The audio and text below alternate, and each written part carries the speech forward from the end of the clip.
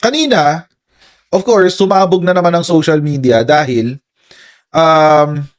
apparently, meron kasing isang congressman na inilabas yung impormasyon na magre-resign daw si Babe Singson. Okay. Magre-resign daw siya. Ngayon, mga kababayan, eventually, over the course of the day, nakumpirma na magre-resign nga si Babe Singson. At eto na nga. Ito na nga yung balita dyan. Panoorin natin yung balita, mga kababayan. Ito siya. Okay, pasensya na kung hindi naka-edit kasi galing nga tayong school. Okay, game. UH Secretary Rogelio Babe Singson bilang Commissioner ng Independent Commission for Infrastructure o ICI. Unang ibinalita ng dating kongresista na si Jing Paras sa At the Forefront ng Bilyonaryo News Channel ang pagbibitiw ni Singson.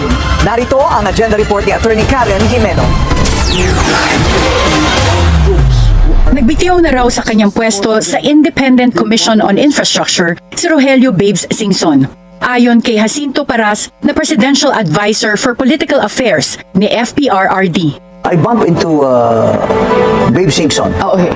He told me that he has already tendered his resignation effective December because hindi niya nagugustuhan yung ICI. That's what he told me. He told me in front of a former congressman. We bumped into a restaurant in Rockwell. So, at least si Babe Singson does not warrant the ICI. Ayan. Siya yung nag-out. Ito si Paras. Si Jing Paras. Oo. Mga babayan, kaya niya nabanggit ito sa interview nung kay Karen Jimeno. Kaya niya nabanggit yan kasi itong si Jing Paras, apparently, isa pala siya sa mga gustong magpabagsak sa ICI. Isa siya sa mga nag-file ng kaso sa Supreme Court para i-declare na unconstitutional yung ICI. So, para ma-justify niya yung kanyang posisyon, para masabi niya na, tama yung gusto kong mangyari. Tama na dapat tanggalin na yung ICI. Ginawa niya ngayon example itong si Babe Singson. Nilaglag niya si Babe Singson or in-out niya si Babe Singson. Ang sabi niya, maski nga si Babe Singson, gusto umalis kanyang kapangit yung ICI. Ganon. And obvious naman, kasi ano sabi ni Karen Jimeno? Si Rogelio Babes Singson. Ayon kay Jacinto Paras na Presidential Advisor for Political Affairs ni FPRRD. Ano daw? Presidential Advisor for Political Affairs nino? Ano ulit? Presidential Advisor for Political Affairs nino? Na Presidential Advisor for Political Affairs ni FPRRD. So what to expect from this guy? Diba? What to expect from this guy? Oo. So, pwedeng totoo na sinabi niya na magre-resign siya. Sinabi ni Babe Singson na magre-resign talaga siya. Pwede naman Pwede naman totoo na nagkita sila sa Rockwell, nagkausap sila sandali, nabanggi siguro, kamusta ang ICI? Tapos siguro sinabi ni Babe Singson, aalis na nga ako Magre-resign na ako. Hindi na siya maganda para sa akin. Ganon. Halimbawa lang naman. Kung malisyoso ka, tulad nito ni Jing Paras. Kung malisyoso ka, isipin mo, hindi raw maganda yung ICI. Kasi ang sabi ni Babe Singson, hindi na siya maganda para sa akin. Mga kababayan, ang dami-daming pwedeng ibig sabihin nun. Diba? Pwede na, hindi na okay sa akin yung schedule Oo. Diba? Pwede naman yun Pwedeng hindi na kasi okay sa akin yung schedule or nahihirapan na ako doon sa trabaho kasi ang daming legal work na kailangan gawin. Pero sa interpretasyon ni Jing Paras, rightly or wrongly, ibig sabihin nun pangit ang ICI, dapat nang tanggalin. Diba? Yun yung problema sa manok. Pag may kausap ka na Duterte loyalist or Duterte supporter, kailangan you take their words with a grain of salt. Kasi, ibig sabihin lang naman nung with a grain of salt, ibig sabihin, pakinggan mo, pero wag mong kaagatin agad. Wag mong kaagatin agad-agad. Kasi mga kababayan, lahat ng sabihin, kahit sinong Duterte supporter, lahat ng sabihin nila may bahid. May bahid ng kasinungalingan. Normal sa kanila yun Normal sa kanila yung nagsisinungaling, mga kababayan. So, you have to take it with a grain of salt. Tingnan mo lang, intindihin mo, tapos, agad-agad susumpa. So malamang sa malamang, ang tumama lang dito sa sinabi ni Jing Paras, mag-i-resign siya. Mag-i-resign nga si Babe Singson. Kasi mga babayan, after nitong statement ni Jing Paras, nagsalita si Babe Singson. Oh, well, actually, di siya nagsalita.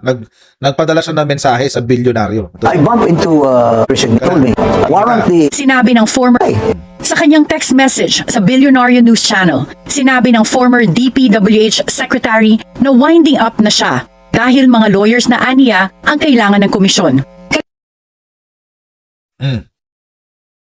Tapos na kasi yung trabaho niya. Hindi na siya kailangan doon. Naramdaman niya siguro na wait lang, teka, parang hindi na ako kailangan dito Parang hindi na ako needed dito sa sa ICI. Di ba? Kasi nga naman mga kababayan, I think nasa stage na kaya nandiyan si Babe Singson kasi kailangan yung kanyang expertise doon sa pag-iintindi ng sistema ng DPWH. Yun lang naman. You can only go so far with that. Pag naikwento mo na yung sistema ng DPWH at naintindihan na ng mga abogado kausap mo, tulad yan, may kausap ka pa na retired na justice. May kausap pa retired na justice ng Supreme Court. Pag naintindihan niya yun, hindi ka na kailangan talaga.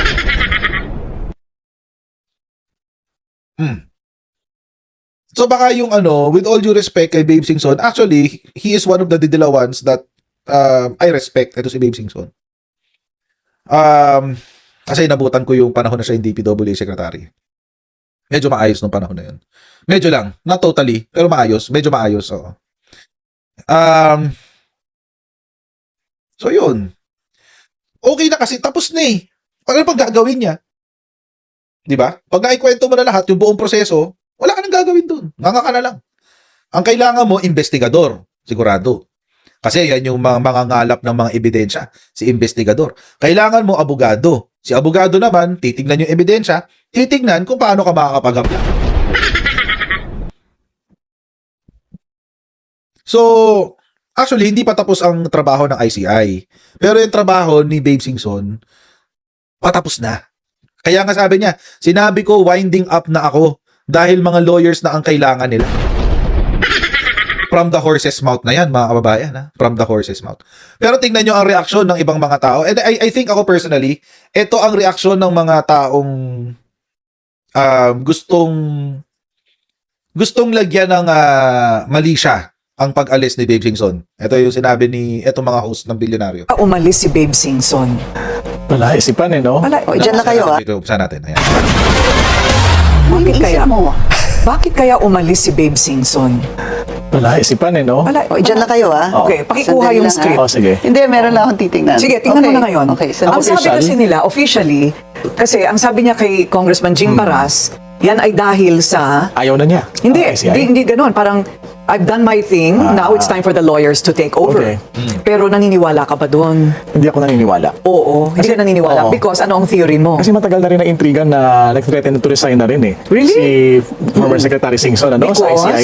Dahil una, I think he's one of the people who wanted na ma-livestream ang ICI proceedings na matagal hindi ginawa na ICI and open it up for transparency. Tsaka napansin natin kanina, pwede ka palang tumanggi na i-live.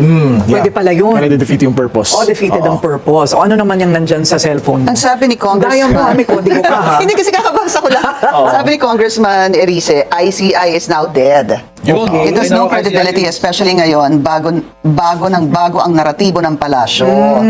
Tapos sinabi niya, cover-up will require a series of cover-ups until it explodes right in their faces. Hala. Sabi Yan niya, I was not surprised. Sabi niya, referring to Singson's decision.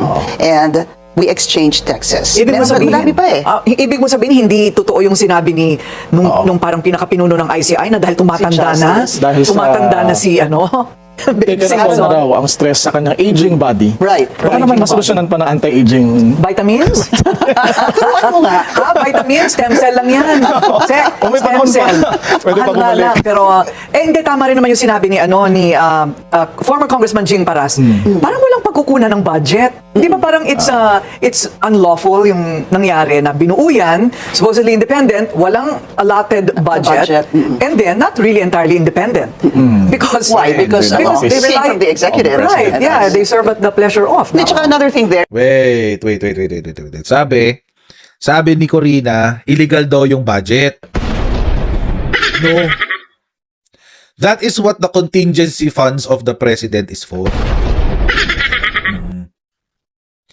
Para dyan, ang contingency funds.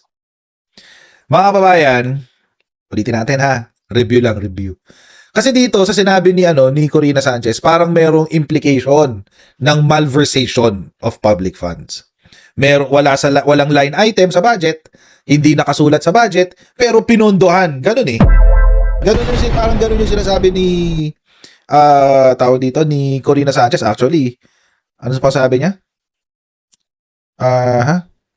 Unlawful. It's unlawful.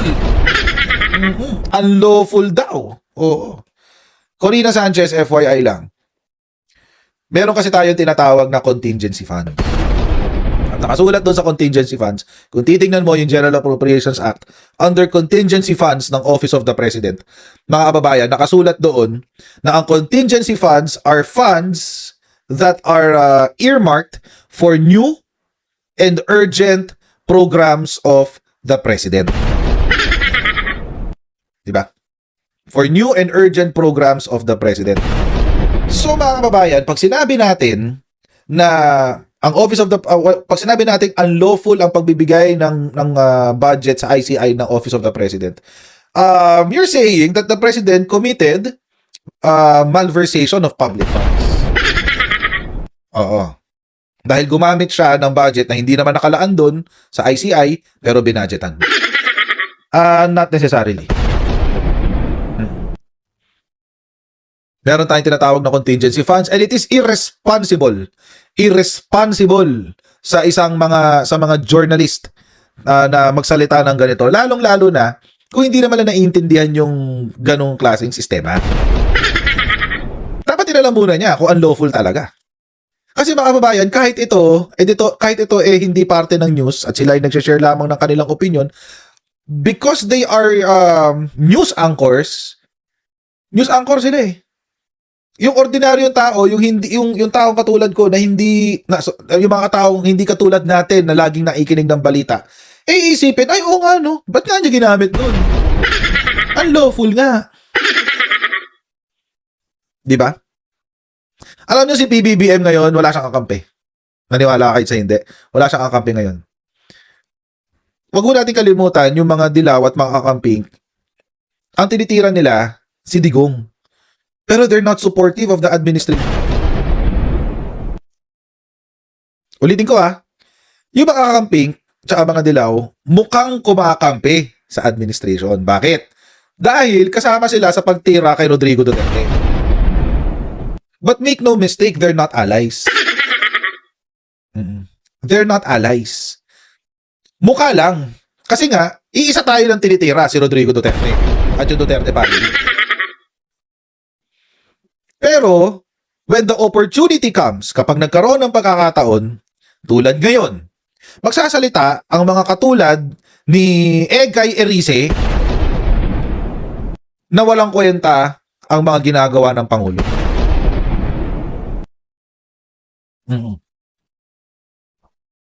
Kasi alam nyo mga kababayan, ang mga dilaw at saka, I'm sorry, alam ko may mga kakamping tayo na nanonood dito, kakamping tsaka mga dilaw. Pero let us face facts. Kaya lang tayo nagkakaroon ng parang seeming alliance. It's really because we have a common enemy, quote unquote. Diba? The enemy of my enemy is my friend, diba? Walang problema doon. Okay lang. Sa akin, naiintindihan ko yun. Walang problema yun. Kaya nga, di ba, nakikita nyo dito sa channel ko, si Laila de Lima, sino ba? Si Laila de Lima, si Antonio Trillanes, etc. So, yun. But in principle, mga kababayan, kasi their political ideology, yung kailang ideolohiyang pang-political, kasama ho dyan yung pagiging anti-Marcos. Kasama ho dyan yung kailang pagiging anti-Marcos.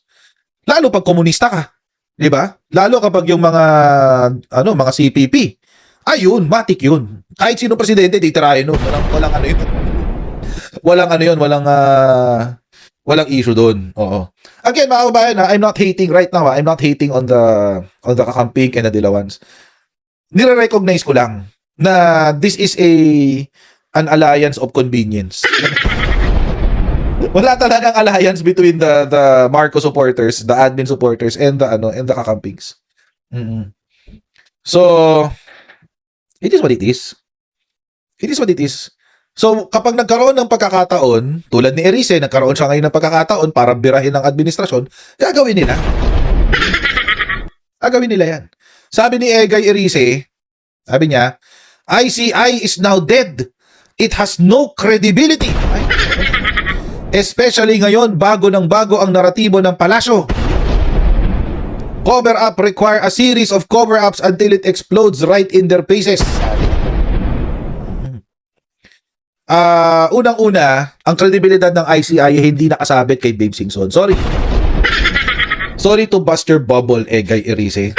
Congressman ang Caloocan na hanggang ngayon ay hindi nyo pa rin ma-improve.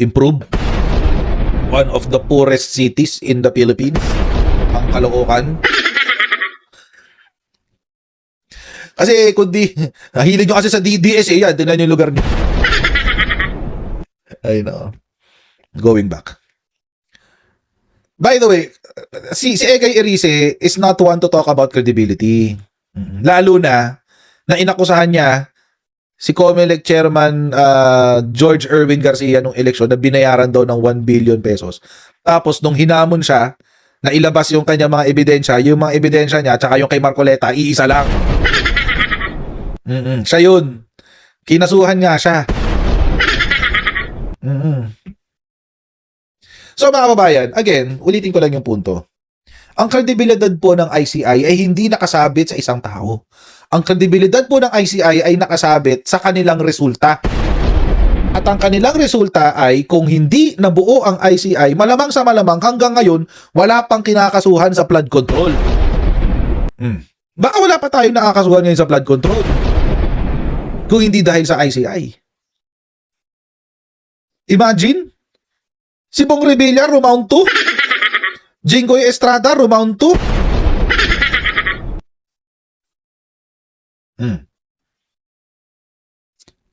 Personally lang, I'm disappointed kay Chis Escudero sa ICI.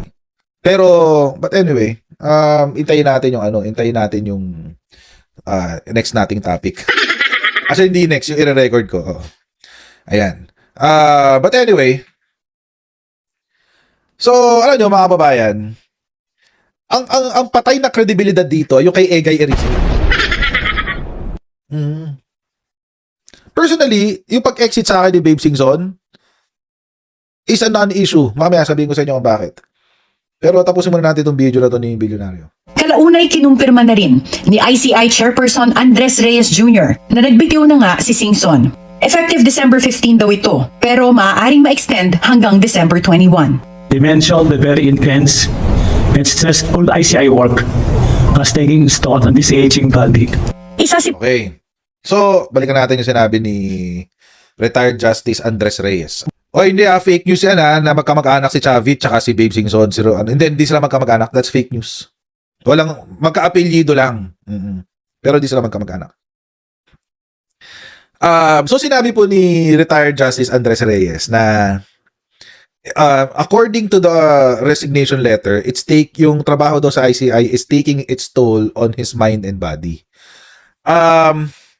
Mga kababayan, alam nyo ba na bago pa ma-appoint si Babe Singson bilang ICI, in-offer na sa kanya yung pagiging secretary ng DPW. Pero tinanggihan niya. Tinanggihan niya yung pagiging DPWH secretary. At I can distinctly remember an interview na sinabi ni Babe Singson, if I'm not, sa ANC yon somewhere, either si Carmina Constantino ang nagtanong or si Karen Davila. Either of the two. Ang tinanong siya kung tatanggapin, kung meron daw feelers. Tama ba? Nagkaroon daw ng feelers eh. Saan na yan? Ay, nilagay ko yun dito ah. Anyway, hindi ko siya makita ngayon. Sabi, ayun. Nagpadala daw ng feelers sa kanya. Ayan oh. Singson confirmed receiving informal feelers from President Ferdinand Marcos Jr. as DPWH faces scrutiny over alleged ghost projects. Okay. While she noted that while he and Marcos had discussed the administration's integrated water resource management program, a cabinet return is not on the table.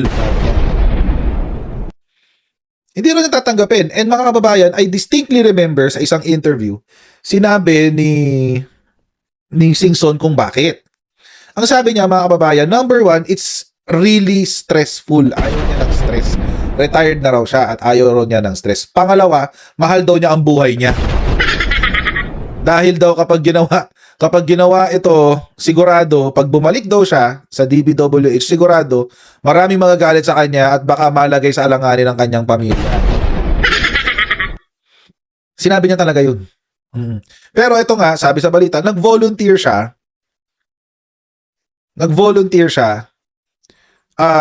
bilang isang commissioner para sa investigation ng flood control. Nag-volunteer siya, o di binigay sa kanya ni Presidente Bongbong Marcos, o di yun, o sinama siya doon sa Independent Commission. Yun yung niya, yun yung level of commitment niya, hanggang doon lang eh. Okay lang yun, walang problema doon mga kababayan. It is actually very admirable. Na actually bumalik pa siya from retirement. It's quite admirable for a man of his age. Tsaka mga kababayan, itong sinasabi ni Egay Erice na parang nakasabit ang kredibilidad ng ICI kay Babe Singson, that's an absolute lie. Kasinungalingan yan. Oo, napakalalang kasinungalingan yan mga kababayan. Kabubuhan yan actually. Ang lalang kabubuhan yan. Tututuusin. Oo, tapusin natin yung video. Nabibitin ako na nabibitin. The ICI work has taking stock on this aging country. Isa si Paras na nag-file ng ikalawang petisyon sa Supreme Court na humahamon sa constitutionality ng ICI. Giit niya, hindi na kailangan ang ICI dahil ang mandato nito na mag-imbestiga ay kapareho lang ng trabaho ng Office of the Ombudsman. The President does not have the power to create an office. It's an undue delegation of legislative power. Really? Anong tawag nyo sa mga executive order na pinaglalabas sa mga presidente? Anong tawag nyo sa NTF-L? Alam nyo mga kababayan, kung pag sinabi ni Paras na hindi pwedeng bumuo ng office ang isang pangulo, bakit may PACC? Huy! Salita ka, Paras! Anong tawag mo sa NTF-L? Anong tawag mo sa PACC? Bobo ka ba? Ba't hindi mo sinita yun nung panahon ni Digong? Baliw pala to eh. Baliw? So ganun mga kababayan. Kakalokohan to sinasabi ni Paras na to. Ang nakakatawa dito sa mga ini-interview ni Karen Jimeno at nakakahalata na talaga kay Karen. Actually, I can contact Karen right now actually. She's an acquaintance. Napapansin ko dito kay Karen, lahat ng ini-interview niya puro mga DDS. So ngayon, ang naririnig lang, puro yung side ng DDS. Pero, tapos nakakatawa, sasabihin ng mga, pag si PCO, sasabihin yung side ng administrasyon, sasabihin bias. Natural, PCO sila, bias talaga sila. Di ba? Bias sila sa administrasyon, PCO sila eh. Di ba? Ano ba naman? Di ba? Anyway, tuloy. Second, he can be shot from Congress. Investigation of criminal Hindi raw siya Speaker Martin Romualdez nang tanungin si Paras kung babanggain ba ni former Speaker Martin Romualdez ang kanyang pinsan na si PBBM, hindi raw siya sigurado rito. Pero binanggit niya na normal sa isang tao na isipin ang kanyang sariling kaligtasan. In this world kasi, survivor is the name, di ba? So, survival would be, you know, a thing. Kaya kasi kung ikaw lang namang ilalaglag, the other guy who is the mastermind will go scot-free, that's against our human nature, di ba? Fraternity brother ni Paras si Romualdez. Para sa agenda at So, ibig sabihin, mga kababayan, kung survival of the fittest ang labanan, bakit hanggang ngayon hindi pa rin bumabangga si Martin Romualdez kay PBB?